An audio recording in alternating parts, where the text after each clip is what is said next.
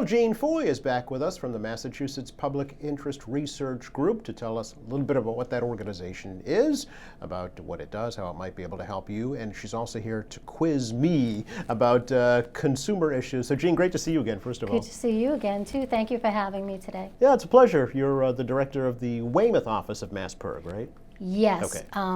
MassPIRG is a public interest research group that advocates and proposes legislation to protect consumer interests in the Commonwealth. And they run the local consumer program, which is a private nonprofit consumer advocacy group that's funded by the Attorney General's office. Okay. And so we handle complaints for the Attorney General's office. Right, kind of an extension of Yes. them, the Yes. first line of defense, I guess, or information for people, right? Right. So Yeah. we handle 20 towns on the Oh, South okay. Shore, all the way up to like the Wellesley, Newton see. area. Okay. And if a consumer files a complaint with the Attorney General's office and they live in our 20 towns that we handle, in most instances it'll be sent to our office to try to advocate for that consumer and help them resolve their problem. Before it goes any further, right? Right. Try Yes, yes. nip it in the bud, as it were. That's what before we try to do. We legal try action. to get That's- it resolved without the need to litigate. Yeah. So are there MassPIRG offices all over the state? No, No. I mean, that's a tricky. So MassPIRG is located in Boston, and they do have different student PIRGs on the college campuses, but my office is kind of an anomaly. The Attorney General's office has this local consumer program. It's been in existence for 50 years this year, Oh. and they have 18 programs around the state, but they're run by different agencies. So the city of Cambridge has one, the city of Boston has one. I see. Trying to think what other agencies. United Way has one in Brockton. So different nonprofit agencies or state or government agencies can apply for the grant to run a program at their local level. Oh, okay. So MassPIRG just has one, and we're located in Weymouth. Okay. How long has the Weymouth one been around? Do you know? We have been around since 1989. Wow. Yep, and just to like give you some numbers, we have we've handled over 22,000 complaints since we've been in existence, Wow. and we've got back over $6 million in goods and services and refunds for consumers. It's amazing. Yeah. We That's- handle a lot of complaints. We get about 100 a month. Okay. Yeah. And when you say we, is it you and a staff, or is So it? I do have a part-time assistant director that Okay. works with me, so the two of us handle the complaints. In the past, we have had volunteers and interns, but at the moment, it's a staff of 2. Wow. Okay. So do your referrals, your cases come from the Attorney General's office mostly, or do you get kind of walk-ups, if you will? We get it all. Really? The Yeah. majority of our complaints come from the Attorney General's Sure, office. yeah. We get referrals from the Better Business Bureau. We get referrals from other local consumer programs. We get referrals from our community partners like the Council on Aging or the veterans, the libraries. We have our information out everywhere. Okay. So, sometimes people hear of us through word of mouth. Sometimes they see our posters. Maybe they've attended one of my speaking engagements. So they come from all over. But the bulk of the actual written complaint comes from the Attorney General's office. Okay. All right. Yeah. Who can't you help, Jean? When is Yep. there a case that can't be helped by MassPIRG? Sure, that's a good question. We handle any type of consumer complaint, Okay. which means it needs to be a consumer, a private individual against a merchant. We don't handle complaints against government agencies. Okay. We don't handle business-to-business complaints. Okay. We don't handle neighbor disputes Oh. or private party. If you bought a car from me, you couldn't file a complaint against me. I couldn't get involved in that. It has Gotcha. to be a merchant. We also don't handle complaints that have been litigated or the person has an attorney representing them. Oh, good to know. So that's pretty much it. Okay. Yeah. All right. Earlier this month, and I guess every March, there's a week set aside for awareness, for consumer awareness. Yep, every first week in March is National Consumer Protection Week. Okay. A lot of the consumer agencies will do a big push to get out there to remind people of their rights as a consumer, the resources that are available to them. MassPIRG does a lot that week. And I think that probably, we got together because you might have got one of our mailings just reminding people it's a National Consumer Protection Week. here's what we can do to help you out. Yeah, no, actually, it was because we missed you, Jane. We wanted to have you back. But because you're really the only agency in this area, 20-town area, right? It's a great opportunity to let Yes. folks know about Mass It Purg. is a perfect opportunity. Yeah. Yes. And something a little new that you thought up this time around was a consumer quiz, right? To kind of test my knowledge and our viewers' knowledge of what their rights are when it comes Yeah. to their consumer issues. I thought it would be fun Yeah, I to thought so change it too, up a yeah. little bit. And sometimes when we go out to a speaking engagement, we will run a quiz Mm-hmm. so that people can talk about a wide variety of issues. Mm. I try to hit on, all the kind of things that we handle. Yeah. And anyone who's watching it, definitely, try to guess along, and Yeah. we'll talk about whether the answer was true or false and why. No, I think it's a great way to learn. Certainly it can be, for sure. Is by answering questions, right? Whether you get them right or wrong. Right, You right. can explain why that is. Full disclosure, I did receive the questions in advance. However, I did not look up the answers. So when Jean quizzes me today, this is going to be, unrehearsed, as it were. So we'll see how I do, and in turn how you folks do as well. So please follow along. Okay, I'm All ready. right. Are we ready? We're going to start with some automotive questions. Probably one of the biggest issues, right? It is one of the Yeah. biggest issues that we get. One, because people buy cars all the time. Right. They own them, they lease them, they fix them. But also, my area covers the auto mile. Okay. So Right. Sure. Of course. Yeah. I get a lot of auto complaints. Okay. So the first one is a motor vehicle sales contract in Massachusetts can be canceled within 3 business days if the consumer changes his or her mind. True or false? I'm going to say that's true. It is not. It is not? It is false. Really? And that is. I'm off to a great start. And you know what? I started with this one because it's one of the biggest common misconception that consumers have. Oh. There's no automatic right to cancel an auto sales contract. Once you sign that contract, you have agreed to purchase the car. Okay. So, you want to make sure that, one, you really do want to buy the car. Yes. Oftentimes when you sign the contract, you also leave a deposit. Mm-hmm. There's a block on that contract that if you initial it and it's checked off and you don't go forward with the deal, they can keep your deposit. Okay. So we recommend that people put the smallest amount of deposit down as possible. Okay. Dealers try to get the largest amount. Sure. I would recommend something that you don't mind losing, maybe the cost of dinner out, or the lowest amount you can do. We've seen ones where people have left $5,000, and then for whatever reason they decide they don't want to buy the car. Maybe they saw it advertised at a cheaper price someplace else. But it's binding. There are a few dealers that might have their own rules about that, where they'll allow you to change your mind. But if they do, read those terms and make sure you understand them. Okay. The 3-day right to rescind is only available in very limited circumstances. Health club contracts, contracts that are signed at your home or at a place that's not a business's regular place of business, like a home show, and then mortgage refinancing. So Okay. it's a very limited right. All right. So read your contract carefully before you sign it. That's right. Yeah. Don't leave a deposit unless you really want to buy that car. Don't be pressured into leaving a deposit. Okay. Yeah, All right. Strike one. that's okay. The biggest misconception. Oh, at least I'm like everybody else. Okay. In Massachusetts, automobile dealers are allowed to sell vehicles as is, as long as it's disclosed to the potential buyer. True. It's false. It's strike two. So dealers have to give a written warranty when they sell you a car. If the car is less than $700 or it has more than 125,000 miles. So that you actually get in Massachusetts a written warranty for 30, 60, 90 days based on the mileage of the vehicle. Okay. Anything that's not falling in that perimeter comes with what's called an implied warranty, which means that the car is going to operate as a car of that age and mileage should.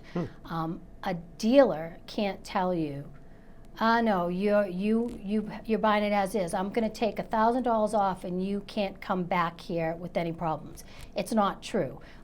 They have to take responsibility for things that shouldn't occur when you Okay. buy the car. All right. They also, the car has to pass the vehicle inspection. Sure. So if it doesn't pass that, you have a right, if the cost of fixing it exceeds 10% of the purchase price, you have a right to get your money back on that. Okay. So they can't sell it as is. Okay. If What a about dealer tries to do that, walk away. That's a red flag. What Yeah. about in a private transaction? So Could a you sell it as is in a private So transaction? a private party, the inspection law still applies. Okay. But they can sell you a car as is, but they need to disclose all known defects. So Okay. if you were going to sell a car to someone, I would suggest that anything you know is wrong with Yep. the car, Disclose that. write it down on the paper. Okay. Brakes, are worn. Okay. Tires may need to be replaced, and then you can sell it because you're a private party. Okay. Yep. Alrighty. Let's try. Let's try again. All right, here's another auto one. If you buy a used car today and the inspection sticker does not expire until July, you don't need to have it re-inspected. True? False.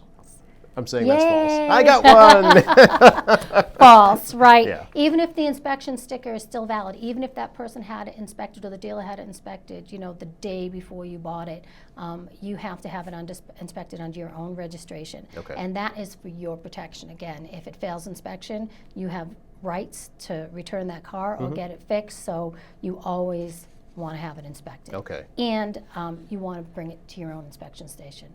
Never let a used car dealer inspect the car for you. They're biased. Let's face it. Technically, they shouldn't be, but Well, right. it's a better protection to bring it someplace. Yeah, sure. And have it Okay. I got one. Yay. Excellent. Oh, wait, I have some more. I didn't good. realize I had more auto ones. If a Massachusetts resident purchases a car out of state, Massachusetts motor vehicle regulations would still apply to the purchase. True. False. False? Yes. Really? You're not protected by Massachusetts lemon laws if you buy the car out of state, Oh.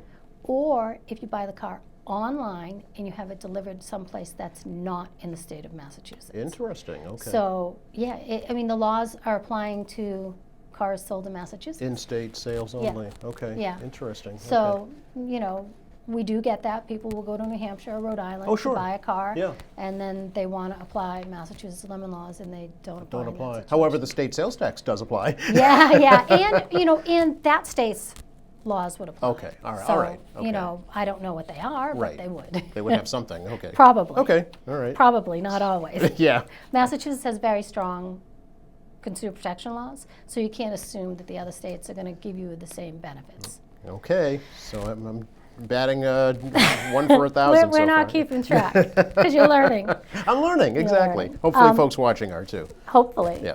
So this is an auto repair question, which we do get a lot of auto Okay. repair issues. Massachusetts law allows auto repair shops to charge up to 10% over the estimated repair without getting the consumer's permission. Yeah, when I read this, I said, wow, that's a tough one. I'm going to give you a clue. It's a trick question.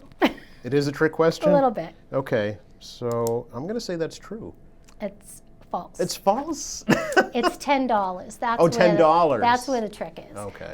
Yeah, if it's going to be more than $10 of what they told you, Yeah. they need to get your permission. Oh, all So right. that's huge. That is huge. 10% could be a lot more. Yes. So if they tell you it's going to be $1,000 to fix your brakes, and it's going to be, $1,050, they're supposed to call you up Let you and know. get your permission and let you know. Just verbal permission? Just over the phone is okay? Yeah, I mean, it's harder to prove that, but in Yeah. a situation like that, I mean, I would think that if it was a larger amount, they'd probably want to send you something in writing. To But sign, yeah, okay. in most instances, it's just a courtesy Okay. really, to make sure that no one's getting taken advantage of. Okay, All right, so let's move on to some retail let's questions. do that. Yeah. I failed miserably at automotive. I'm never buying a car again. Okay, so retail stores in Massachusetts Yeah. are able to set any return policy they choose. Wow. True or false? I'm going to say that's false. It's true, isn't It it? is true. It's true. It is true. Now, though some of these, I know they're true false. I went with true false because I think it's easier for this. Sometimes we do multiple choice, Yeah. and if you're thinking and reading them, that might be more helpful. Okay. It's true, but they have to disclose it to you. Oh. They can have any policy they want, all sales final, cash refunds only. Yeah. 10 days before your check will be issued. Yeah. They can have any Restocking policy they want. fees and all Restocking that. fees, Yeah. all of that, as long as it's disclosed. It needs to be disclosed in a clear and conspicuous manner. So there needs to be a sign somewhere where you can see it. And it needs to be disclosed before you purchase. Okay. But we'll tell consumers, they'll say, I didn't see the sign. Right. It's probably there. Right. If you don't see it, ask or always ask. I think that's What's your just, return policy? Yeah, you can't Yeah. assume that you can return something. And I think return policies are tightening up a lot now with the consumer market that we're in. Yes. Places where you used to be able to return within 30 days now have 14-day return policies. Yes. Yeah. Yeah. They don't have to call you up and tell you, hey, by the way, our return policy changed. They could just change their signage. So always check, always ask, just so you know. It's heartbreaking when someone comes in and, their husband bought them a beautiful piece of jewelry at a jewelry store that has all sales final, and they don't like it. Or and it doesn't was a fit or lot of something. money. Yeah. Okay. Yeah, so ask, look, be aware what you're Especially for big ticket purchases, right? Especially Yeah. for big ticket purchases, Okay. yeah. I mean, if you're buying a pillow and you don't like it, oh well. Yeah, I mean, you still may not want to keep that pillow. Oh, well, true. Yeah. Okay. In Massachusetts, Yep. gift certificates must be valid for 7 years. True. True. Yay! It is true.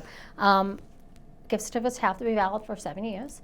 If there's no expiration date on the gift certificate or no disclosures, it's good forever. Okay. I will preface that with the fact that we encourage people to use their gift certificates as soon as possible. There's no guarantee that a business will still be in business 30 days from now. Right. Yeah. So, Okay. but it was extended. It used to be 3 years. They extended to 7. 7 years, I don't know if okay. that's good or bad, but I use mine right away. Okay. Yeah. That way they don't get lost. That way the company doesn't go out of business. But 7 years. you I'm got that sure right. there are many lost gift cards from There are. holidays that never get spent or I know. stuffed in the back of a drawer somewhere or something. I know. Yeah. I know. Kind of sad Yeah. because Because it's money wasted. is money Yeah. wasted. So, okay, so that's 7 years. Use it before 7 years. So those are pretty easy, the retail Yep. ones. How about you? 50-50 Go on one that? out of two on those. So. So internet, we're going to ask some internet questions, and I brother. have full faith in you're getting these Really? ones right. Okay. Yeah. All right. Clicking on a pop-up ad is a safe way to explore new websites. True or false? That's a big fat false. That's a big fat false. Clicking on those ads, Yeah. clicking on unknown emails, they can lead you to potentially hazardous sites where your computer could be hacked, your information could be stolen. They could try to entice you into giving personal information. So yeah, don't do it. Don't do it. Yeah. do it. I knew you'd get that one. Yeah, that's, red flags all around. Yeah. Just don't do it. And yeah. the internet ones seem obvious to us, but sometimes when you're online and you're shopping and Yeah. something looks good, you give it a click. Yeah, it's true. Just don't. So, or if you're maybe if you're interested in that product, go to that company's website Directly. Yes, right? Don't yes. follow the pop-up ads. That kind of leads into this next Oh. one, which I know you're going to get right. Oh, okay. Banks sometimes sends emails asking their customers to click a link to verify personal information. That is True or false. false? It's very false.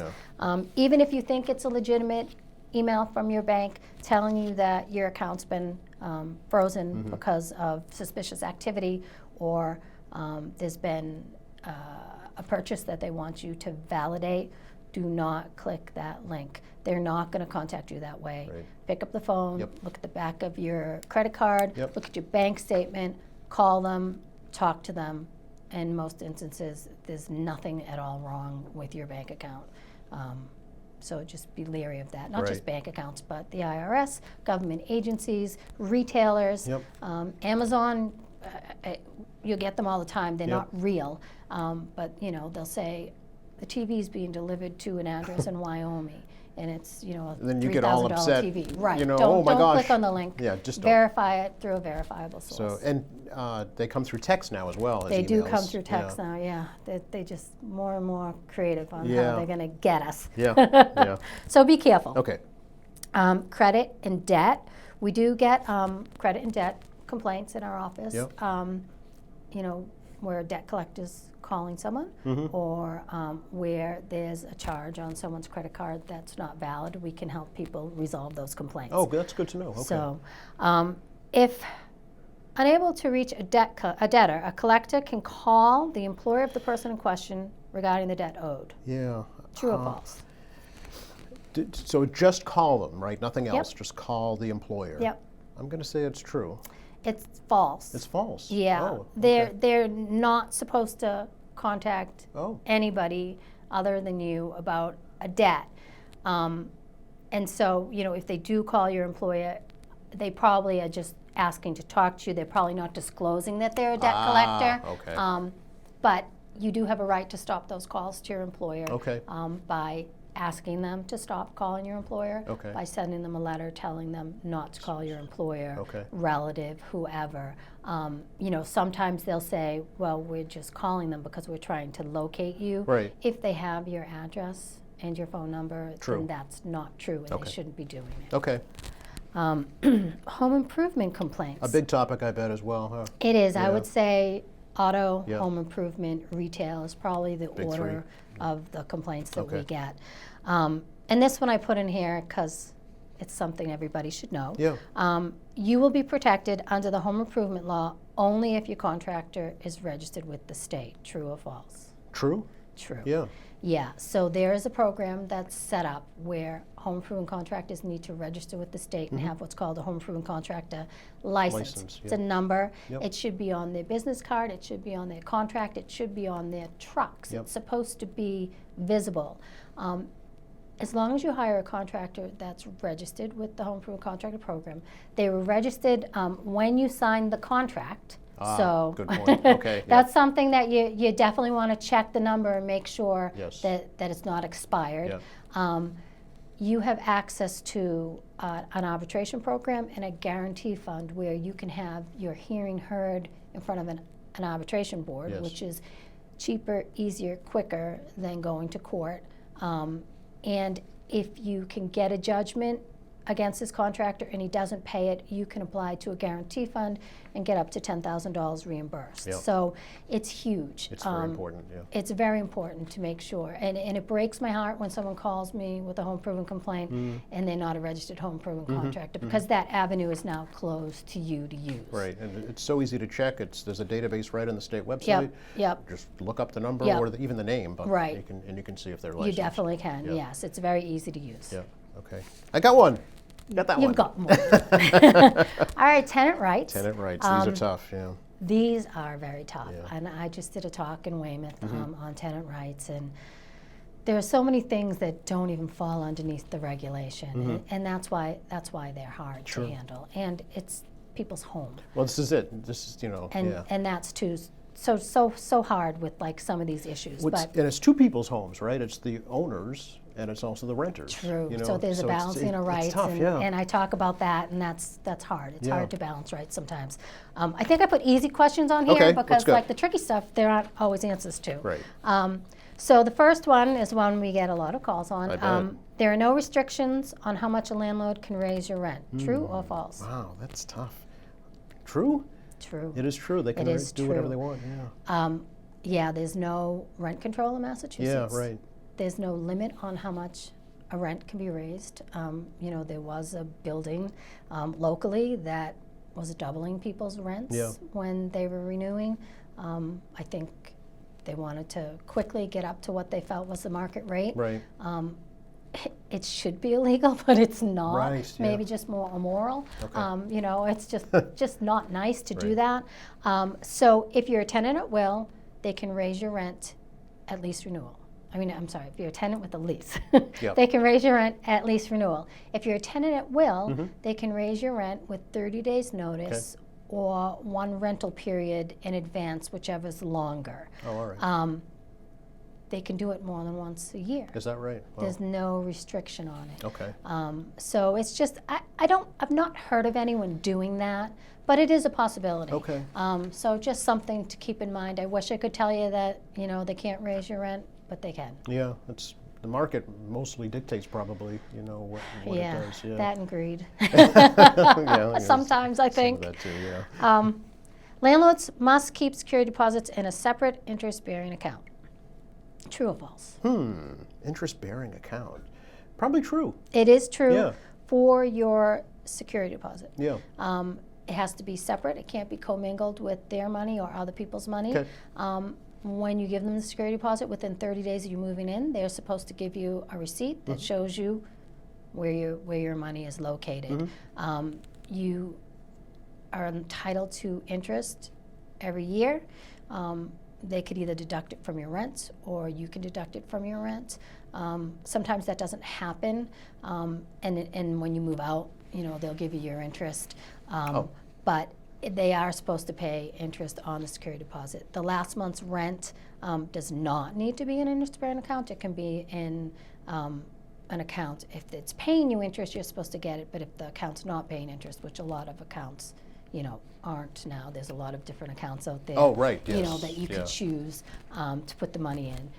Then you don't have to get interest on the last month's rent. Just the last month's? Just the last month. But the security deposit, you're entitled to interest on that. Okay, all right. Yeah. But you were entitled to the initial security deposit back on the last month's rent? So it depends. Okay, all right. The security deposit is there. You are entitled to get it back within 30 days of moving out, unless there's been damage. Well, right, yeah. That's more than normal wear and tear. Yep. Or there's rent payments that haven't been paid. Okay. If the landlord's going to keep the security deposit, they have to, within 30 days, provide you with a letter of why you're not getting all your money back, and receipts of the reasons why. Repairs if it's that for had to be repairs. had done or Yeah. something. Okay, all right. So Yeah. that can get into a gray area with litigation, I'm sure. It can. I mean, Yeah. I think a lot of times the disputes that we get are, that's not damage, that's normal wear Right, and tear. exactly, yeah. Yeah, Okay. and we can try to work those out. Okay, all right. We ask for pictures. Well, Yeah. I mean, we can't tell them they have to give the money back or that they're wrong, but we can say, oh, that doesn't really look like it needs to replace the entire copy. Right, this is negotiations, right? This Right, is, yeah. So sometimes you can work trying those to out. reach a mutual agreement Right, on both sides. Yeah, right, so everybody yes. feels whole. Right. Yeah. Okay. So, what do you think? I don't think I did too well. Maybe 50%, maybe. Yeah. But it's Some of them are indicative. tricky. Yeah, some of them are tricky, and I guess it's indicative of how much we don't know about our rights. Right, and just to kind of show you, I did bring some brochures that we have, and there's a lot of information in these brochures. yeah. The lemonade law, used vehicle warranty law. Yep. There's just so much information that you don't know. Yeah. Anything that anybody wants more information on, they can call me. Okay. And I can send them a brochure. They can call me. I can talk to them about any issues that they have. You don't have to file a complaint to deal with our office. Just ask a question. Yeah, okay. I love when people call me Okay. for information Okay. and advice, and I have a lot of it. And Okay. I can refer people places if I don't know the answer to the question. Yeah. Yeah, so I mean, anyone who's listening, really, if you have any kind of a consumer issue and you want someone to talk to, feel free to call MassPark Consumer Action Center. We're in the office Monday through Friday. We answer the phones from 10 to 4. 781-335-0280. That's right. Is your phone number. MassPerg.org website, or 182 Green Street, Room 5, Weymouth, Weymouth, Mass. which North is Weymouth. the Council on Aging? It is the Council on Okay. Aging Senior Center in Weymouth. Okay, yes. great. Yep. Gene, so much fun. Yeah, thanks. Thanks for taking the quiz. Yeah, no, thanks for providing some information and schooling me to make us all better consumers. Great Let's to talk hope to you. so. Please That's come right. back. Thank you. I'd love to come back. Good, good. All right. And thanks for watching us here at AM Quincy. I'm Joe Catalano. We'll see you next time.